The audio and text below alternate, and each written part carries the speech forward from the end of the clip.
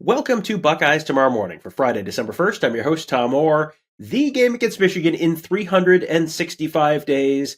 Yes, next year is a leap year, so even though it's happening on November 30th, it is 365 days. I double checked. All right, so we are going to, instead of talking about the game against Michigan in 365 days, we're going to be talking about some games that could have a pretty significant impact on this year's Ohio State team, starting with one tonight. We're looking at some of the conference championship games. What needs to fall what way in order for Ohio State to maybe sneak in through the side door into the college football playoff again this year, just like they did last year? We're going to be going through all of that with our buddy Tony Gerdeman of BuckeyeHuddle.com. Tony, first game of any note is tonight. Oregon, a 9.5 point favorite against Washington in the Pac-12 championship game. That is tonight, Friday night, 8 o'clock on ABC. To me, this one looks like they're probably, whoever wins is in, whoever loses is out. The only thing that could really be an issue for Ohio State, I think, in this one is if Oregon wins, but wins really, really, really close, or goes to overtime or something like that. If Oregon wins by, a touchdown or 10 points or something like that, it seems fine. If Washington wins, that seems fine. It seems like there's only a very, very, very specific circumstance where Ohio State could have an issue here. Yeah. First of all, what a tremendous game to go cover. These two teams in Las Vegas. And then after the game, you have the entire evening still remaining because it's like a, 5 o'clock kick out there or whatever. And I think we're expecting somewhat of a shootout. Should be up and down, should be exciting. Obviously, Oregon looking to exact revenge on their loss in this game earlier in the season. And Tom, I will say they better, or else the aggression that people, and I'm just going to go on a side for a second. I apologize. The people complaining about Ryan Day not being aggressive enough against Michigan. Dan Lanning was very aggressive against Washington earlier in the season, and they lost because of it. That's two sides of a coin in terms of being aggressive on fourth down and not being aggressive. But if they can win this game, which I think most people expect them to, then that loss goes out the window. And I'm with you. I think the only way that Washington loses and still remains in the picture is a close, hard-fought, really, really good loss for them. And that good loss would be better than some of their bad wins, which the committee has repeatedly held them back for. And the only reason they've moved them up to this point is because they've had no choice. They continue to win.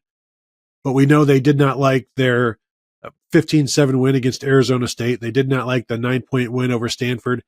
And I'm sure they really did not like the 3-point win over Washington State this past week. So they've had enough games of note that they can drop them back with a loss and not feel too broken up about it. The one data point that Washington would have over Ohio State is just the extra win. But some of those wins are negatives in the eyes of the committee. So that is Friday night. Odds are Ohio State should make it through Friday night with their college football playoff hopes still probably decently alive. The next game, noon on Saturday, this is probably the single biggest hurdle that Buckeye fans are going to need to have someone get over. They need Mike Gundy and the Oklahoma State Cowboys to upset Texas. Texas, a 15.5 point favorite. That is noon on Saturday on ABC. These two teams have not played this year. Oklahoma State has won like 9 of the previous 13 matchups in this series, which is one of those things that doesn't seem possible. I think this is a different Texas team. Everything we've seen this year indicates this is not the same old Texas. But it would really be helpful, Tony, if this could be the same old Texas for Ohio State's playoff chances. If the Longhorns could somehow blow this one, it feels like every year Ohio State has needed help that Ohio State has needed help in the Big 12 championship game. They almost never seem to get it.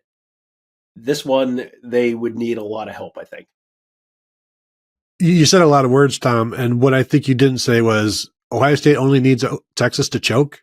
I mean, that's all you needed. That's all you needed to say. Texas needs to choke because that is kind of what they've done for a very long time. But yeah, Oklahoma State has won the last two and each of the last 2 years, 2022 and 2021, home and away.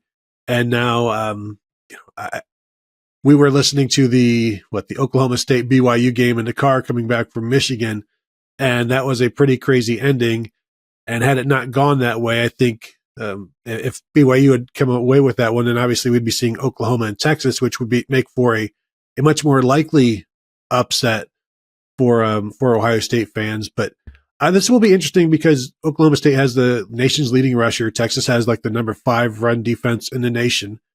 So it's strength against strength. And then it just comes down to maybe Oklahoma State quarterback Alan Bowman making plays and Quinn Ewers not. And, I'm not going to put anything past Texas, but I'm also not expecting the Longhorns to get upset here. However, if they do, then Buckeye fans might want to start really, really getting excited. Yeah, this does feel like the biggest hurdle that Ohio State's playoff chances would have to get over on Saturday. If they do, get ready to start barking, Ohio State fans, because if Texas is out of the picture, then an Alabama win over Georgia probably gets them. I think there's an argument that a one-loss SEC champion Alabama doesn't get in over Texas because of the head-to-head win for Texas at Bryant-Denny earlier in the year. If Texas is out of the way, Alabama is probably winning you're in. So Buckeyes would need Georgia, who is a 6-point favorite, to knock off the Crimson Tide. That one is 4 o'clock on CBS. I mean, Tony, is there a way neither team makes this? It doesn't feel like you could see the SEC missing out entirely on the playoff, and I think it's more likely you see 2 SEC teams than 0. Yeah, I would agree with that. And how does an SEC team not make it? Obviously, it's an Alabama win and a Texas win and a Florida State win, but we also know the committee, they have their own thoughts on Florida State as well now without Jordan Travis. So I'm operating under the premise that somebody from the SEC is making it. And if Alabama wins, then pretty good chance 2 teams from the SEC are making it. It's going to get really interesting in terms of what happens if Texas and Alabama both win, how they're going to handle this, because somebody is probably going to get left out there. But in terms of Ohio State and fans, Buckeye fans, yeah, root for Georgia. I assume that won't be too difficult for you to do. Alabama has won, I believe, 7 of the last 8, but 0 of the last 1. Yeah, they lost one, lost the last one, but had that was the first time that a Nick Saban assistant had beaten Nick Saban. So yeah, we'll see if the Tide can pull it together. The Tide seems like they have just been sort of just barely scraping by and just doing enough. I mean, they almost lost to speaking of crazy games we listened to in the car on the way home from Ann Arbor last weekend. Oh boy, they should have lost to Auburn. They should have lost to Auburn at least 2 different ways, and then Auburn refused to give it to them. And so now on to the nightcap, the two games in prime time. The one with I think a much more direct impact on the Buckeyes. ACC title game, Louisville and Florida State. Florida State a 2.5 point favorite, 8 o'clock on ABC. Tony, earlier in the week, I think it was Bill Hancock on the playoff committee call said it is not most deserving, it's best. Tony, why is Florida State, who is projected as like a 2-touchdown underdog against virtually everyone in the college football playoff field potentially, why are they even in this conversation if it really is best and not most deserving? Because I have not really seen it with Florida State all year, and with Jordan Travis, or as they would call him in Auburn, Jordan Travis, with him out now, boy, I really don't see why Florida State is in this conversation if it really is best and not most deserving. Yeah, it's going to be interesting to see what they do because, as we know, they start with a clean sheet each week. But if Florida State is 4 in week 13 or whatever it is, why wouldn't they be 4 or so in week 14? But we also know, I believe it was Boo Corrigan, the chair of the CFP committee, said that Florida State is a different team without Jordan Travis. So obviously the undefeated record is the reason they are still there, and they have not moved them down yet after the 9-point win at Florida. they probably should have if they were going to stick to their guns on that and say, hey, look, this isn't the same Florida State team. They got a good win at Florida. I think what they're obviously hoping for is another, obviously a loss to Louisville or some kind of unimpressive win. And then you move, whomever up and move Florida State aside. A little subtle thing that happened in this game for Ohio State was Kentucky beating Louisville on Saturday and removing the and one record of Louisville, because there would have been some sort of an argument that an 11-1 Louisville ACC champ would have an argument over Ohio State. Now, Louisville has no wins of note other than Notre Dame, and I guess you could say the same thing of Ohio State, except for the Penn State game.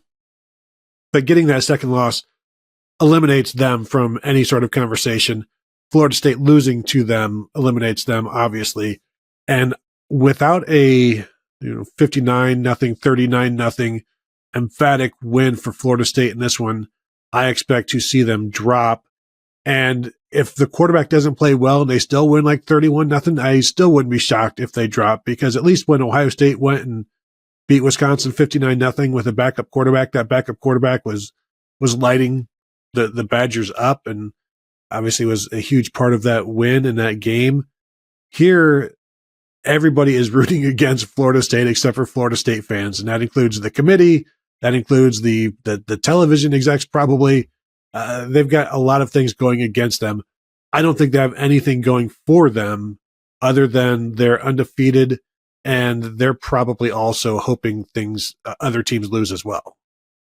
And speaking of teams that a lot of people are probably rooting against, Michigan playing against another team. Speaking of teams with birds with teeth for mascots, for some reason, the Iowa Hawkeyes go from the Louisville Cardinals with teeth to the Iowa Hawkeyes with teeth. Very unsettling.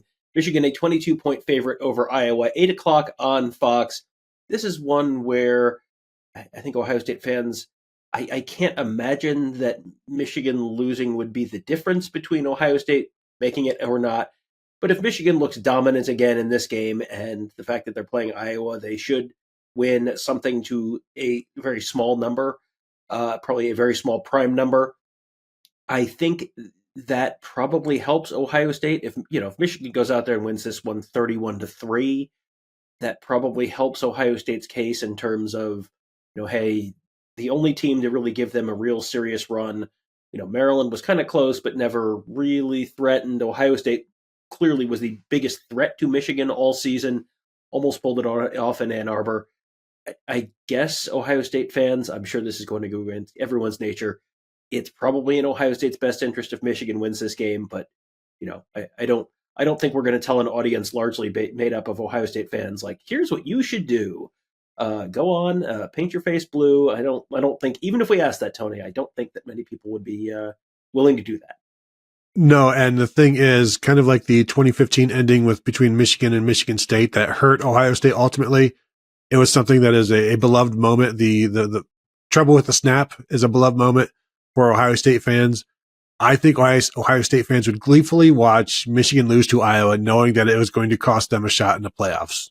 Anything bad for Michigan is something that I don't think Buckeye fans will ever get upset about. I do think if Iowa wins, Ohio State really has no argument over Michigan, other than the fact that Michigan's loss will be worse than Ohio State's loss. But when you look at who that loss was to and the head-to-head nature of things right there. So yeah, root for Michigan. I do think, Tom, it'll be interesting if Oklahoma State beats Texas and Georgia beats Alabama.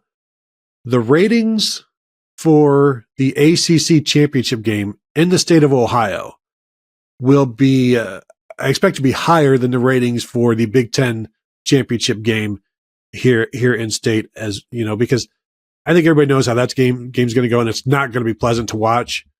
All eyes in Ohio will be on the ACC championship game. Yeah, that could shake out to be a very, very dramatic Saturday night in the state of Ohio, but there's a lot of stuff that needs to happen between here and there, starting tonight with the Pac-12 championship game, and then, of course, the Big 12 championship game, and then the SEC championship game. So you have a lot. You have your to-do list there, Ohio State fans. Get out the face paint for all your different teams, and we'll see where everything stands Saturday night, and then Sunday afternoon we will be at the Woody Hayes Athletic Center talking to Ryan Day about wherever Ohio State is going bowling, whether that is in the college football playoff or not. And we'll have another breakdown of that. And then the basketball team opens their Big Ten schedule on Sunday night against Minnesota. So we'll be there for that as well. So going to be a rather eventful weekend in the city of Columbus. Make sure your remote batteries are fresh and new. Going to be a lot of clicking around on the TV all day Saturday. So hopefully you guys enjoyed that, and we'll see how this all shakes out for Ohio State fans. But there's going to be, however it shakes out, there's going to be plenty to talk about at BuckeyeHuddle.com. That's where Tony and Kevin and I and the rest of the crew that you hear here on the morning show, we are all there. It is a great way to support us. Consider becoming a member there at BuckeyeHuddle.com. Lots of insight and analysis into the team, into recruiting, into X's and O's, and much more. Plus a really fun and vibrant and active message board community, all at BuckeyeHuddle.com. That will do it for today. Thank you guys all for joining us. Have a great day. We'll talk to you tomorrow.